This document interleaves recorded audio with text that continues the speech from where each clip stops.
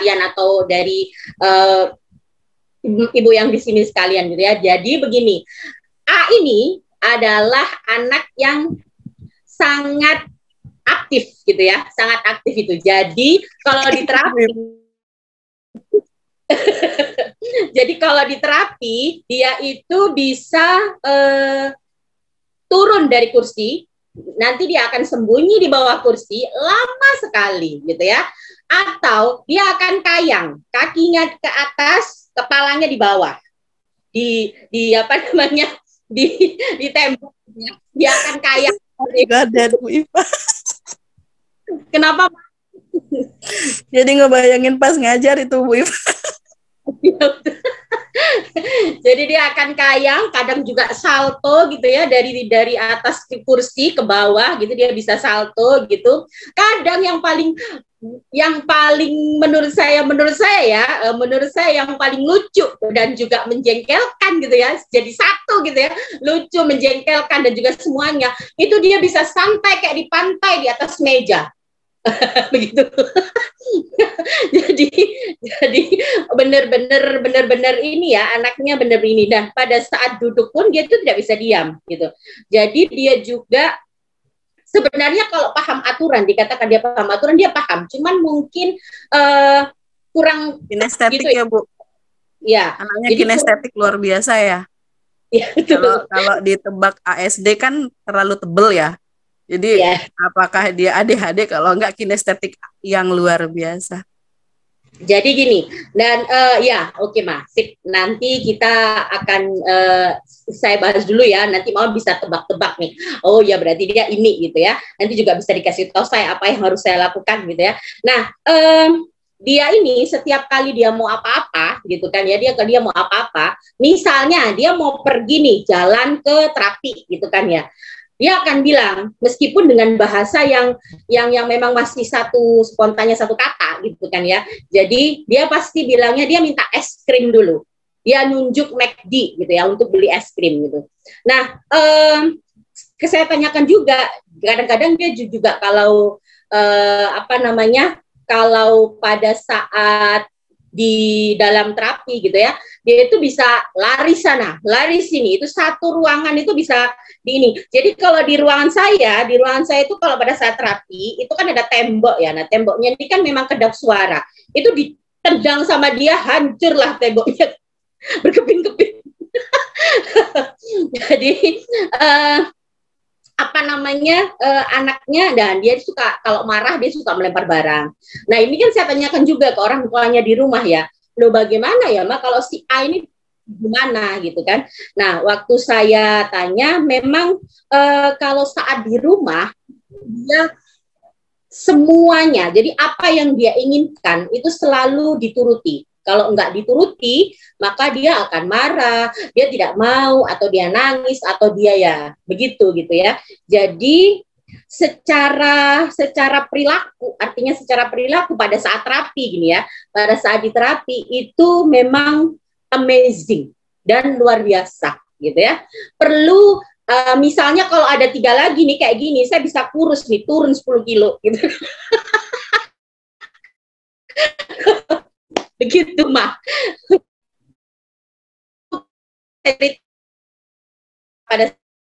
Tapi memang dia anak yang cukup dituruti semua keinginannya oleh orang tuanya. Begitu Bu Eli? Oke, siap Bu Iva. Itu tadi paparan tentang gejala perilaku yang tampak ya Bu Iva ya, bahwa setiap kali terapi di sesinya Bu Iva seperti itu. Kalau di rumah Bu Iva, bagaimana gejala perilaku yang muncul di anak ini? Apakah terhadap orang tuanya itu mau menyimak atau tetap kayang gitu Bu Iva?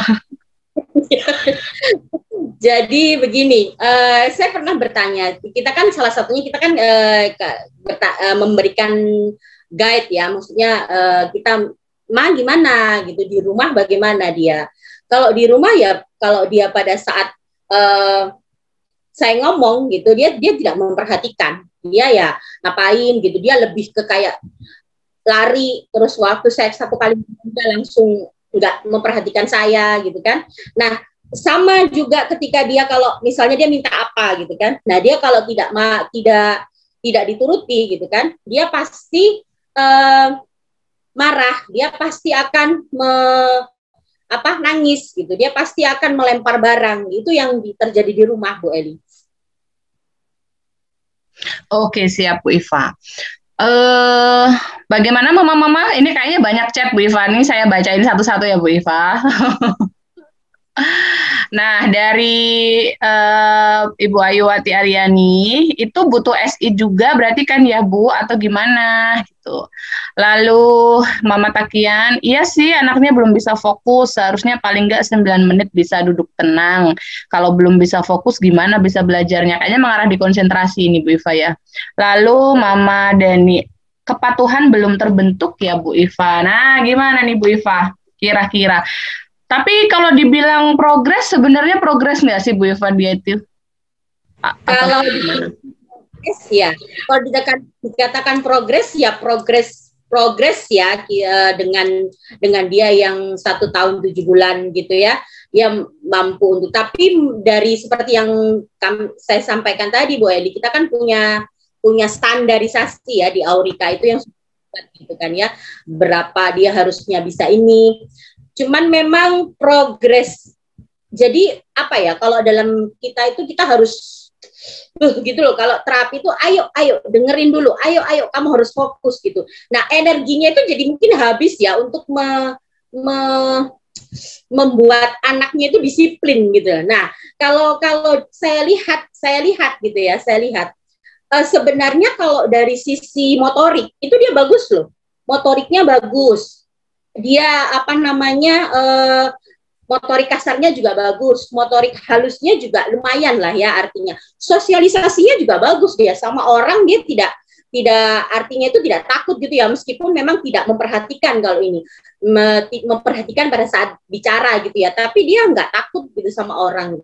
Cuman memang kalau dilihat dari benar-benar itu sebenarnya perilakunya ini harus dibentuk gitu ya. Nah, harus jadi memang dia ada perilaku ya. Ini ada yang ngecek apa masalah perilaku masih bosi. Nah, bisa jadi dia perilakunya itu masih yang, karena dia anak terakhir gitu ya di keluarganya dia, jadi mungkin itu juga berpengaruh ke dia yang bosi itu tadi ya. Begitu Bu Eli. Oke, siap Bu Iva. Kalau boleh tahu untuk proses treatment yang di rumah itu berarti apakah tidak berjalan sama sekali ya Bu Iva, mengenai kayak tadi ya, dia nonjok tembok, kemudian dia tidur di atas meja. Ini mama-mama yang di Aurika mungkin tahu mejanya Bu Iva yang warna oranye itu segede itu, dia naik di situ tidur kayak di pantai tadi yang diperagakan oleh Bu Iva. Nah, hal-hal seperti itu kan ini secara norma sosial kan nggak baik gitu ya, atau mungkin nggak sopan dan seterusnya. Nah, hal-hal seperti itu apakah juga di rumah itu tidak terbentuk ya Bu Iva? Sepertinya seperti itu Doni, karena memang kalau di rumah karena dia selalu keinginannya dituruti gitu ya, dia selalu maunya ini harus dituruti. Sepertinya kalau di rumah pun di rumah ngasihnya juga artinya perilakunya pun kurang oleh orang tuanya gitu. Jadi perilakunya itu masih, orang tuanya memperlakukan dia itu masih yang, oh ya daripada nanti dia nangis gitu, seperti itu ya, daripada nanti dia marah ngelempar gitu ya. Nah, itu yang terjadi di rumah. Begitu Bu Eli. Oke, terima kasih banyak Bu Iva. Pak Yo, mungkin ada sudut pandang yang lain nih Pak Yo. Ada yang usul SI tadi Pak, kemudian ada yang masalah fokus, ada yang mungkin kepatuhan. Nah, ini ada Mama Baiza juga nih Pak Yo. Ya, sekarang bercerita dari sisi saya. Kebetulan memang dia SI, ngambil dengan saya ya Bu Eli. Bu Iva juga ya. Jadi ini saya tambahkan, memang dia ngambil SI dengan saya untuk menghaluskan perilakunya sebetulnya. Karena seperti yang sudah disampaikan Bu Iva tadi, secara motorik kasar dan motorik halusnya dari SI yang saya lakukan sudah hampir kurang lebih dengan saya sekitar 6 bulan ya. 6 bulan dengan saya SI itu sudah mulai terbentuk untuk perilaku motorik kasar dan motorik halusnya memang sudah terbentuk. Cuman satu hal yang seperti yang disampaikan Bu Iva tadi, bahwa yang saya lihat, karena kebetulan kalau setiap kali terapi itu kokonya yang dampingin gitu ya. Ada kakak yang selalu dampingi di ruang SI saya. Dan kalau saya melihat bagaimana pola komunikasi antara kakak dan adik ini memang ya perilaku yang ditunjukkan itu sudah sangat biasa, meskipun si adik mukul, kakaknya juga langsung balas mukul gitu ya. Dan itu tidak ada kontrol juga gitu. Si kakak melakukan aktivitas apa, si adik langsung mengikuti si aktivitas kakak yang heboh itu. Dan ketika saya sempat ngobrol sama papanya juga, saya tanyakan, Pak, ini kalau di rumah memang suka bermain sama siapa? Sama papa atau sama mama atau sama kakak? Ya sama kakaknya. Kakak yang mana? Kakak yang pertama ya Bu Iva yang ikut ya? Ya. Ini aktivitasnya aktivitas yang keras memang. Kakaknya latihan karate gitu ya, adiknya ikut gitu ya. Akhirnya alhasil di ruang Bu Iva bisa salto-salto tadi. Gitu ya. Terus kemudian main basket, kakaknya main basket, dia ikut main basket. Dan itu tidak terkontrol sekali memang. Jadi artinya kalau saya melihat di pola di keluarga itu memang menganggap apa yang dilakukan oleh si A ini adalah masih dalam batas kewajaran seorang anak laki-laki gitu ya, seorang anak laki-laki. Jadi orang tua menganggap bahwa ini bukan sebuah kelainan gitu, sehingga orang tua juga ya sudah nggak apa-apa, itu berjalan saja. Toh anak saya ini sudah mulai mendengar dan sudah mulai berbicara gitu. Akhirnya sepertinya ya di los, yang penting sudah anak saya sudah tahu apa yang saya katakan, dia paham apa yang saya katakan. Nanti pasti akan berkembang dengan sendirinya. Itu yang saya pahami dari sisi pandang saya ya. Jadi balik lagi ke masalah di perilakunya tadi yang memang sepertinya kurang terbentuk secara maksimal dari pola kehidupan di rumah tangga yang ada gitu ya. Itu sih kayaknya kalau saya menambahkan Bu Eli. Oke, terima kasih Pak Yo. Nah, ini ada tambahan dari Mama Baiza, Bu Iva, gimana kalau disekolahkan supaya mungkin tahu secara norma sosial dan lain sebagainya. Gimana nih kabar sekolahnya, Bu Iva? Ya, sebenarnya dia juga sekolah ya. Jadi dia sekolah pra gitu ya, pra sekolah ya kalau dibilangnya Bu Eli. Dan memang kebetulan sekolahnya juga inklusi ya. Ada inklusi, ada reguler. Jadi jamnya itu ada 1 jam di kelas reguler, 1,5 jam di kelas inklusi. Jadi dalam 1 hari itu dia sekolah 2,5 jam, yang 1 jam itu di kelas reguler, dia berkumpul dengan anak-anak yang lain, yang 1,5 jam itu di kelas inklusi. Memang kalau dari sisi ini ya, dari sisi mamanya atau papanya yang cerita bagaimana di sekolah, oh sebenarnya kalau di sekolah dia bagus kok, dia bisa berteman gitu kan. Tapi memang kalau pada saat di sekolah reguler, mungkin karena di situ kan banyak anak yang memang lebih reguler ya, bukan ABK gitu ya, lebih banyak ke bukan ABK. Ya memang lebih pada istilahnya lebih pada komunikasinya dengan cara yang memang kalau ini punya aku, kalau nggak boleh, kalau kamu ngambil ya tak pukul gitu. Nah itu yang terjadi gitu.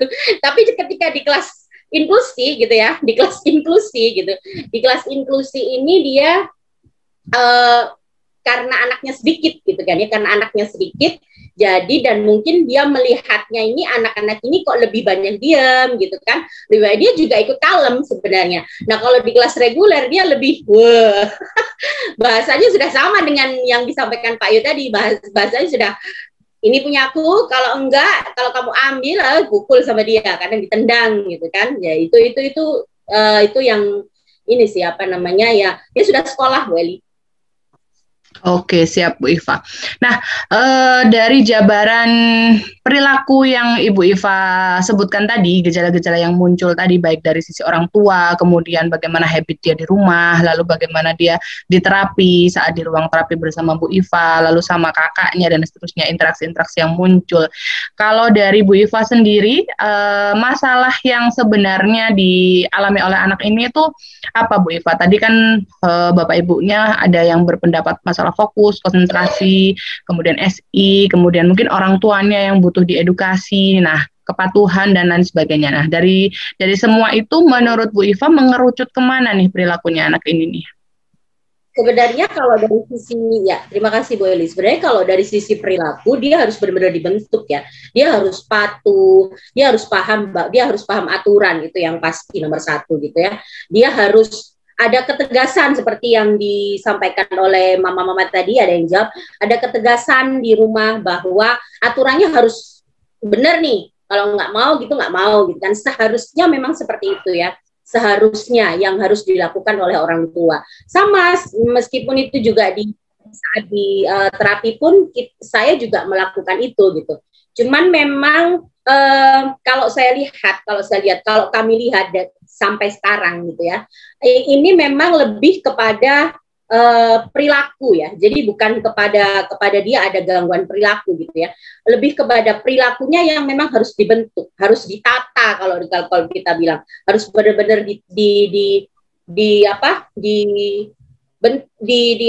didisiplinkan gitu, bahwa kalau waktunya belajar kamu harus dengarkan gitu ya. Kalau waktunya main ya nanti tunggu dulu. Kalau waktunya belajar berarti harus duduk, tidak boleh lari, tidak boleh kayang, tidak boleh salto, tidak boleh santai kayak di pantai di atas meja. Nah, sebegitupun di rumah, seharusnya apa yang dilakukan di terapi juga sama dengan yang dilakukan di rumah. Nah, mungkin karena di rumah ini stimulasinya dan ininya juga kurang ya, karena lebih banyak dituruti itu tadi. Jadi akhirnya yang membuat dia juga sehingga perilakunya ini menghambat perkembangannya, begitu Bu Eli. Oke, mungkin kayak kata Bu Ayuwati tadi, mungkin ya ada bosinya tadi ya Bu Iva ya. Ada cerita-cerita juga ketika dia mukul kakaknya dibiarin, tidak dikasih norma bahwa itu tidak boleh, bahwa itu tidak baik. Kemudian ketika dia nonjok tembok juga orang tuanya diam karena menganggap oh itu normal sebagai seorang anak. Kemudian ketika dia naik ke meja dia juga dibiarin. Artinya tidak ada input bahasa yang bersifat aturan begitu ya Bu Iva, sehingga menunjukkan dia ya perilakunya seperti itu begitu. Ya, betul sekali Bu Eli. Oke, berarti menurut pengamatan Bu Iva tidak ada gangguan seperti yang disebutkan oleh beberapa mama tadi, karena kan ada ADHD gitu kayak, terus gangguan konsentrasi dan lain-lain. Tidak ada seperti itu ya Bu Iva, murni misbehavior. Ya, betul, murni perilaku ya. Oke, nah mungkin kita perlu bertanya juga nih sama Kak Nela. Kasus-kasus semacam ini kayaknya juga tidak hanya dijumpai untuk anak ABK ya Kak Nela ya, tapi juga anak-anak pada umumnya. Kira-kira kalau dari sudut pandang psikologi nih Kak, ada sarankah atau mungkin solusikah mungkin dari modifikasi perilaku yang perlu kita lakukan sebagai orang tua maupun terapis untuk membentuk perilaku anak supaya dia tidak lagi menghambat progresnya. Silahkan Kak Nela. Baik, terima kasih Kak Eli, Kak Iva, Pak Yo, dan semua tim dari Aurika yang sudah memberi kesempatan kepada saya untuk ikut berdiskusi di malam hari ini.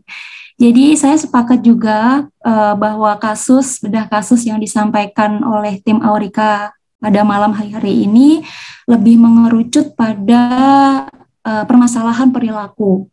Nah, sebenarnya baik itu anak-anak, remaja, dewasa, ataupun lansia sekaligus ya, perilaku mereka itu terbentuk dari pengalaman-pengalaman yang sudah mereka lalui. Nah, di sini dikatakan anak tersebut cenderung meminta sesuatu agar mau mengikuti proses terapi, yaitu apa? Es krim, McDonald, dan itu terus-menerus selalu diikuti, selalu dituruti. Nah, anak akan membaca pola tersebut. Oh, kesukaanku akan dituruti oleh orang tua apabila aku merajuk atau merengek begitu ya. Dan akhirnya kalau misalkan kebiasaan ini terus-menerus dibiarkan, orang tua akan semakin sulit mengendalikan perilaku anak karena akan menjadi kemungkinan besar anak memiliki perilaku temper tantrum, dan apalagi kalau temper tantrumnya berat, itu juga pasti akan bukan merugikan ya, tetapi mungkin mengganggu orang-orang di sekitar atau publik, dan biasanya kecenderungan orang tua akan merasa bingung, panik, merasa malu juga. Aduh, ini anakku menangis terus, bagaimana ya? Ya udah, salah satu caranya adalah dituruti begitu. Nah, ini ada informasi atau masukan untuk sebagai apa ya, pencegahan sebelum berlarut-larut begitu ya Kak ya. Jadi untuk anak-anak memang betul orang tua atau lingkungan internal yaitu keluarga adalah pemegang kendali utama ya dalam proses perkembangan anak, terutama dalam membentuk perilaku. Perilaku tidak hanya serta-merta sesuatu yang bergerak, tetapi juga pemahaman ya, begitu juga pemahaman, karena dengan pemahaman akhirnya anak mampu menampilkan perilaku yang sesuai. Nah, di sini perilaku perlu diubah karena apa sih? Ada dua. Satu, perilaku itu terlalu berlebihan atau perilaku itu terlalu kurang. Seperti umumnya perilaku begitu. Nah, perilaku yang kurang, perilaku yang berlebihan itu adalah dua hal yang menjadi kurang adaptif apabila diterjunkan dalam lingkungan atau orang-orang di sekitar. Karena anak akan merasa kesulitan untuk beradaptasi, bukan hanya untuk anaknya sendiri, tetapi orang tua. Karena di sini kan kasusnya masih anak ya, berarti segala sesuatu, keputusan masih berhubungan atau masih bersangkut paut dari orang tua begitu. Nah, dari sinilah anak seharusnya memang mulai dibimbing atau diarahkan. Nah, lalu bagaimana sih cara mengubah perilaku supaya menjadi adaptif? Sebenarnya kalau dari sisi psikologi ada berbagai macam model atau metode ya Kak di sini, tapi saya akan memberikan contoh spesifik dan mungkin contoh ini banyak digunakan oleh masyarakat secara tidak langsung. Mereka sebenarnya sudah menerapkan hal ini, tapi mungkin belum memahami istilahnya atau mungkin beda istilah begitu ya. Jadi kalau di psikologi itu ada istilah token ekonomi. Nah, token ekonomi ini fungsinya itu tadi untuk membentuk perilaku yang adaptif. Perilaku yang awalnya terlalu berlebihan menjadi sedikit berkurang sesuai porsinya. Begitu juga sebaliknya, perilaku yang sebelumnya sangat-sangat kurang menjadi porsi yang optimal sesuai dengan kebutuhan di masyarakat ataupun di lingkungan pertemanannya. Nah, ketika menerapkan token ekonomi, di sini tuh anak diminta untuk bekerja sama dengan orang tua ataupun terapis sekaligus begitu ya Kak. Jadi kalau misalkan dalam kasus anak ini yang ingin diturunkan perilaku apa? Misalkan perilaku apa ya, bahasa Jawanya mungkin sekarepnya dewe begitu ya. Sekarepnya dewe yang mungkin lari-lari ataupun duduk di atas meja, sembunyi, nah begitu. Tapi perilaku-perilaku itu tidak bisa langsung diubah secara bersamaan, harus satu persatu dan spesifik dari perilaku-perilaku yang dimunculkan. Katakanlah kita mengambil perilaku untuk meminta McDonald ataupun es krim itu tadi ya Kak ya. Karena selain dari sisi perilaku kurang tepat, dari sisi kesehatan juga pasti kurang sehat juga ya kalau misalkan terlalu berlebihan. Nah, di sini token ekonomi bisa diterapkan. Misalkan, oke, adik boleh atau kakak boleh minta es krim atau ayam goreng McD, asalkan apa? Dengan ada persyaratan. Nah, jadi es krim ataupun ayam goreng McDonald ini itu tuh dijadikan sebagai penguatan atau hadiah apabila anak sudah menampilkan perilaku yang kita harapkan, yang diharapkan oleh orang tua, yang diharapkan oleh terapis. Tetapi targetnya harus realistis. Misalkan anak dalam satu hari mengikuti berbagai macam aktivitas terapi ya Kak, tetapi penguatan atau hadiah atau reward yang diberikan itu hanya satu, kan itu ibaratnya 1:10 bagi anak itu terlalu kewalahan ya, pasti anak merasa dibohongi.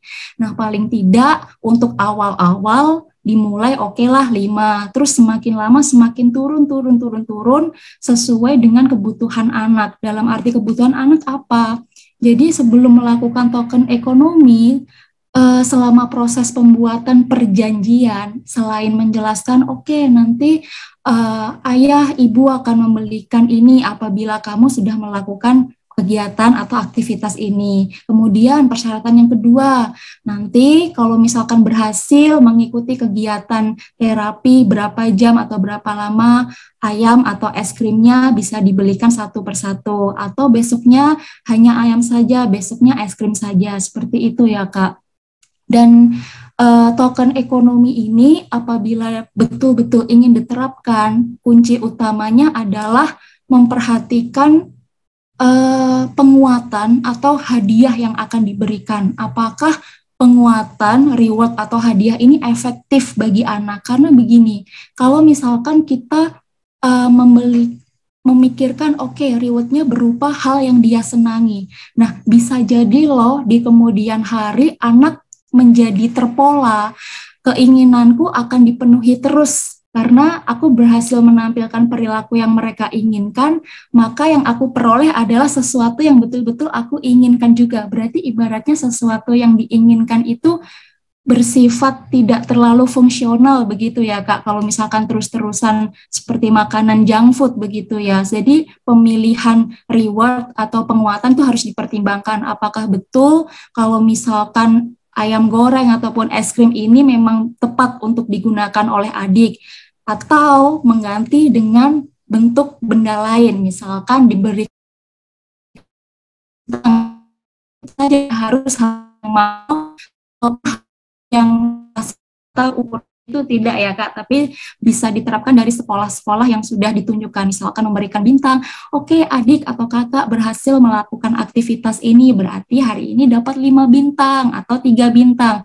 Bendanya tidak bisa berupa seperti itu Kak, hal-hal yang kecil, karena kalau misalkan kita sudah terbiasa menggunakan hal-hal seperti itu, anak tidak akan khawatir menampilkan perilaku aku mau mengikuti aktivitas terapi, aku mau mengikuti kemauan ayah dan ibu asalkan aku dibelikan remote control mobil-mobilan atau apa, ataupun handphone, mungkin karena sekarang gadget sudah menjadi hal yang lumrah begitu ya untuk masa-masa perkembangan anak. Nah, kalau misalkan hal itu terjadi kan semakin khawatir nih, semakin kurang terkontrol begitu efek dari penguatan yang diberikan. Karena kalau misalkan sudah diberikan, berarti anak ini nanti akan ketagihan untuk bermain gadget atau meminta sesuatu yang dengan harga yang berlebihan. Itu yang pertama. Kemudian yang kedua, apabila ingin menerapkan token ekonomi, itu harus memperhatikan kejujuran atau konsistensi memberikan reward atau hadiah itu. Jangan sampai orang di sekitarnya, yaitu orang tua ataupun terapis yang bekerja sama dalam pelaksanaan token ekonomi ini tadi lupa memberikan apa yang seharusnya diperoleh si anak.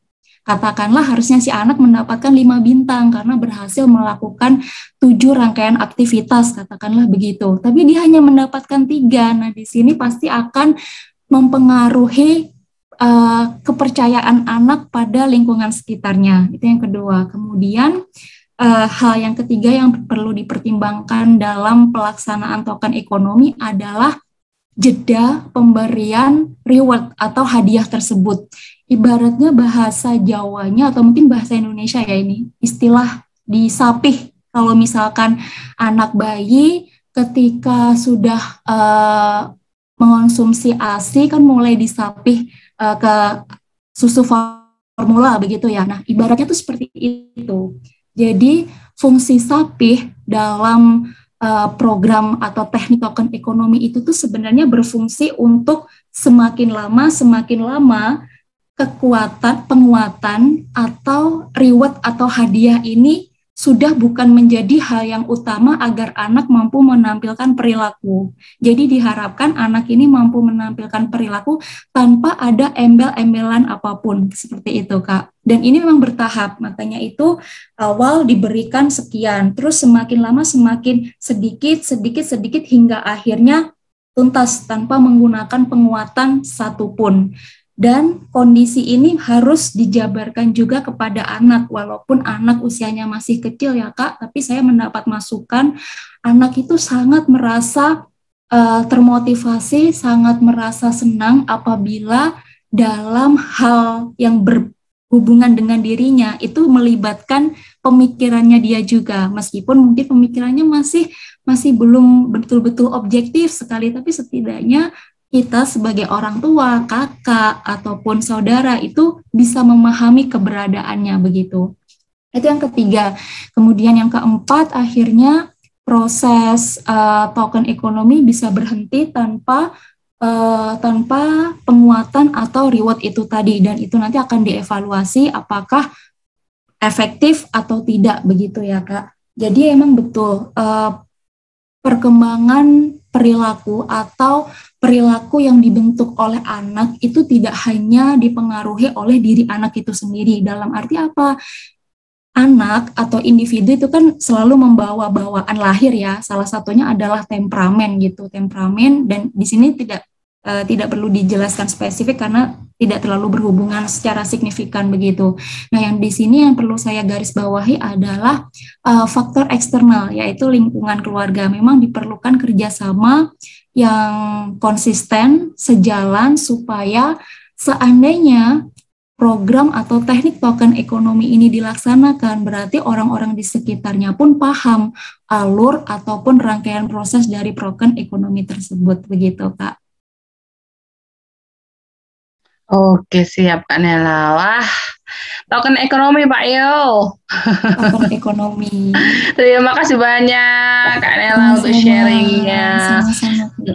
Karena teknik modifikasi perilaku memang banyak sekali ya Kak Nela, dan salah satunya adalah token ekonomi. Dan itu tadi kita harus hati-hati banget saat memilih strategi token ekonomi.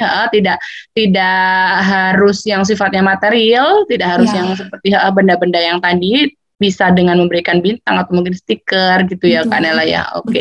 Dan semakin lama harus semakin sedikit, supaya dia tidak lagi tergantung dengan reward atau penguatan itu tadi. Betul.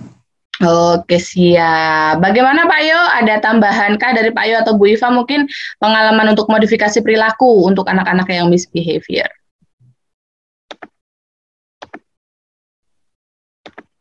Bu Iva dulu mungkin, nanti sekalian saya ending. Silakan Bu Iva. Silakan di-unmute. Oke, baik. Kalau untuk untuk modifikasi perilaku ini bagus sekali ya Bu Elia. Artinya kita tetap memberikan reward apa yang diinginkan oleh anak gitu ya. Tapi kita juga tidak harus selalu, jadi tidak langsung mengatakan pada anak tidak gitu ya, tidak boleh, kamu harus gini dulu gitu, tapi melepasnya pelan-pelan sehingga reward itu nantinya bukan menjadi salah satu targetnya. Saya rasa ini sangat-sangat bagus ya, karena kan itu artinya anak juga tidak merasa bahwa dia merasa tiba-tiba tidak boleh gitu. Tiba-tiba juga tidak dituruti terus gitu. Begitu Bu Eli, kalau menurut saya ini bagus sekali. Terima kasih Bu Nela. Terima kasih Bu Iva. Monggo Pak Yo, karena waktu kita juga ternyata sudah lewat.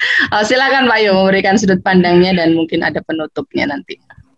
Iya, oke, baik. Terima kasih Bu Eli, terima kasih Kak Nela, terima kasih Bu Iva itu ya. Jadi kalau kita mau mengerucutkan bahwa studi kasus kita pada kesempatan malam hari ini adalah bahwa si A ini ada gangguan perilaku. Jadi bukan apa ya istilahnya, bukan istilahnya multi isu perilaku, tidak, tapi apa seperti yang tadi kan ditebak nih, ADHD kah atau ADD saja kah atau ASD kah, begitu tidak ya. Ternyata memang secara ini hanya murni gangguan pendengaran saja. Cuman karena faktor pola asuh di rumah yang menganggap bahwa perilaku yang dilakukan si A ini adalah sebuah hal yang biasa, tidak dianggap sesuatu yang berlebihan karena dianggap anak laki-laki gitu ya.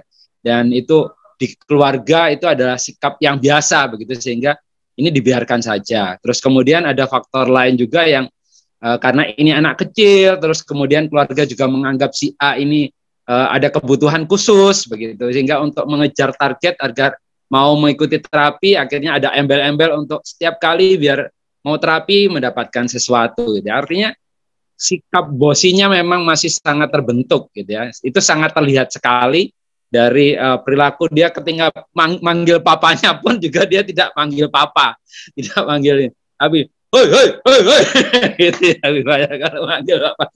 Jadi memang benar-benar perilaku murni ada masalah pada sisi perilakunya yang kemudian menghambat dia dalam untuk bagaimana bersikap pada orang lain, bagaimana dia harus mematuhi sebuah aturan dan sebagainya. Tapi sebetulnya secara aware, kalau dengan saya itu dia sangat aware sekali. Makanya Bu Iva tadi menyampaikan bahwa sosial emosi anak ini sangat baik. Satu contoh konkret waktu dia terapi dengan saya, dia ngelempar kepala saya dengan bola, kemudian saya mencoba mengekspresikan bahwa saya kesakitan gitu ya. Nah itu dia langsung datang ke saya dan kemudian mengelus kepala saya gitu. Sakit, AI gitu. Artinya ada sifat sosial emosi yang terbangun bahwa anak ini paham, aware pada lingkungannya, orang ini kesakitan karena saya lempar bola. Saya keringatan waktu habis ngejar-ngejar dia, terus saya berkeringat. Dia dengan bajunya dilap, keringat saya dilap. Ini ada sebuah proses yang aware sebetulnya. Cuman ya itu tadi, pada hal-hal tertentu karena itu dianggap oleh keluarga sudah hal yang biasa sehingga ya akhirnya terjadilah seperti itu perilakunya ya. Nah seperti yang sudah disampaikan oleh Kak Nela tadi, ya memang cara menguranginya adalah salah satunya dengan token ekonomi. Memang berbagai macam ya. Nanti insya Allah kita korek lagi ya Kak Nela yang lain ya. Nanti di sharing-sharing yang berikutnya ya. Ini kalau hari ini kita bahaskan token ekonomi, nanti modifikasi perilaku yang seperti apa lagi yang kita akan bahas di pertemuan-pertemuan berikutnya. Nah karena ini juga sudah mengingat waktu gitu ya. Sekali lagi terima kasih untuk semua yang sudah join malam hari ini. Kalau tadi saya tidak salah melihat masih rata dari pertemuan kita yang pertama, kedua, ketiga sampai dengan yang keempat kali ini masih di atas 50-an. Ini sesuatu yang atensi yang sangat kami appreciate. Terima kasih buat papa mama yang selalu menyempatkan bergabung di setiap malam Selasa gitu ya untuk kita belajar dan sharing bersama-sama. Dan sekali lagi semoga ini akan berlanjut pada pertemuan-pertemuan berikutnya. Insya Allah kita mohon masukan gitu ya, mohon masukan apakah setiap minggu atau 2 minggu sekali. Karena kalau setiap minggu juga kayaknya pasti kuotanya juga habis banyak ya. Tapi oke lah. Tapi kalau memang itu permintaan dari papa mama untuk kita bisa sharing setiap minggu, berbagi, saling curhat gitu ya. Kami berharap bahwa itu bukan lagi dari Aurika saja yang akan membagikan sharingnya, tapi papa mama sekalian akan, Pak Yo, saya pingin sharing tentang ini, itu BLI saya pingin sharing tentang ini. Monggo disampaikan saja lewat grup kita di diskusi Yayasan Aurika atau lewat DM di IG kita di Yayasan_Aurika atau di FB kita juga ada Yayasan Aurika juga ya. Nah, jangan lupa juga saksikan kita selalu di YouTube, subscribe kita biar bunda-bunda juga lebih semangat buat video.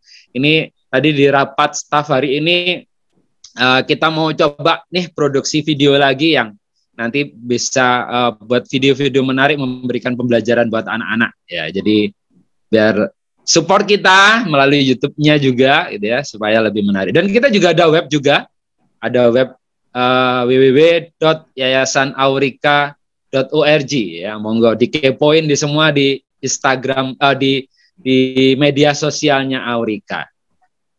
Saya rasa demikian ya Bu Eli, Bu Iva, Kak Nela dan Papa Mama yang sudah berkenan hadir. Terima kasih sekali untuk peran sertanya sampai dengan malam hari ini. Semoga kita masih bisa diberikan kesempatan kesehatan untuk selalu bertemu di malam-malam berikutnya. Gitu ya. Terima kasih dan saya akhiri pertemuan kita malam ini.